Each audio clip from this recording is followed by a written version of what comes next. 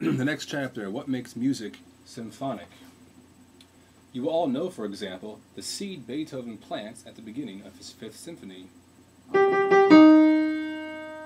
Four little notes, and out of them comes a flower.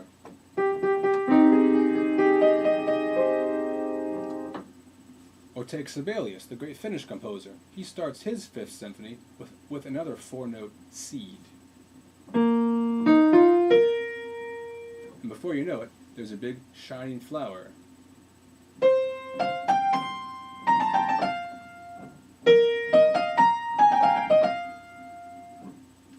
Then comes the second stage, the growth of this flower. It gets bigger and bigger with each passing minute.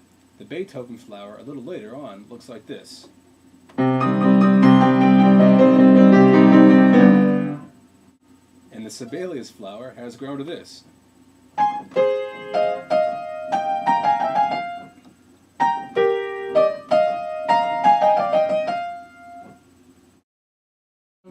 The Beethoven flower changes in appearance so often and so radically that it becomes almost unrecognizable, as in this example.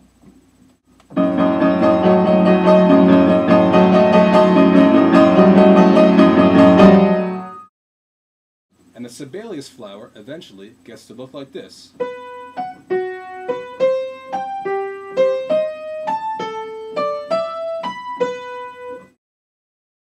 Take an old tune called I Want to Be Happy. I want to be happy, but I won't be happy till I make you happy too. And then exactly the same thing again. Life's really worth living when we are mirth giving. Why can't I give some to you? Those are horrible words. Here's what we might do to I Want to Be Happy.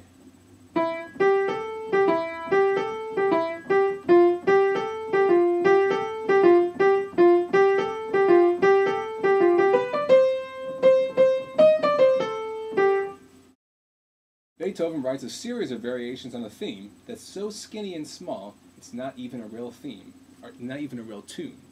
It goes like this.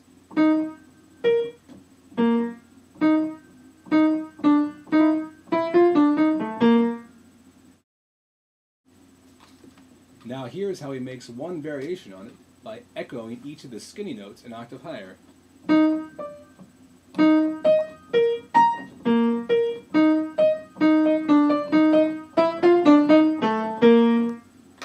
That's one variation.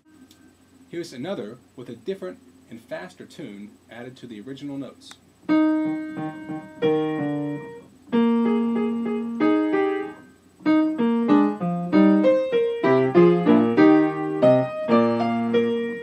And here's another in which the new added tune is even faster, but the skinny notes remain just as they were.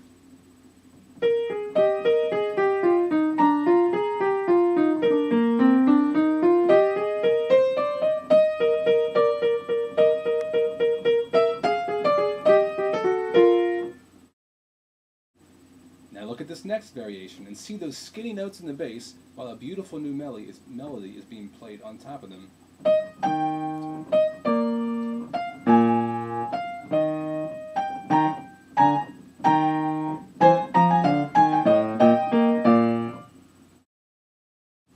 I can make a sequence out of almost anything, like that old Elvis Presley number, All Shook Up. I'm in love, I'm all shook up. I'm in love, I'm all shook up. I'm in love, I'm all shook up. Here's one of the most famous sequences in history from Tchaikovsky's Romeo and Juliet, and just see how this love music builds up.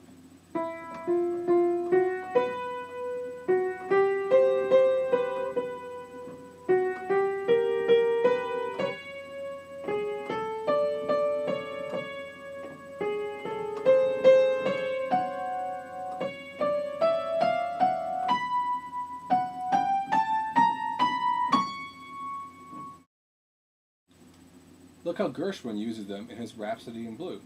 You remember this theme from it?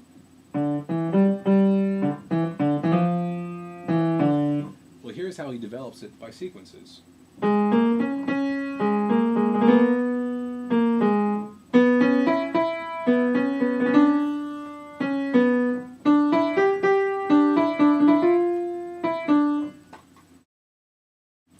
his Fourth Symphony, for example, Tchaikovsky is developing this phrase.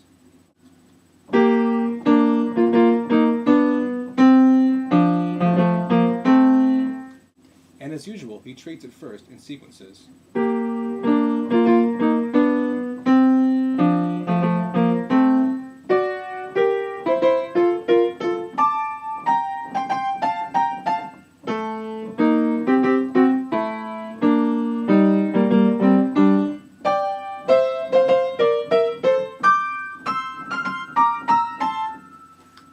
But now, instead of adding to it, he builds excitement by breaking it in half and using only the second half of it, again in sequences.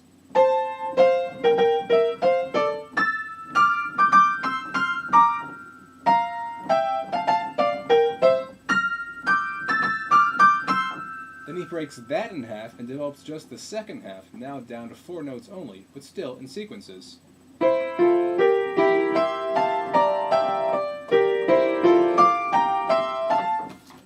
But now it divides again, like an amoeba, and the second sequence builds on the last 2 notes only.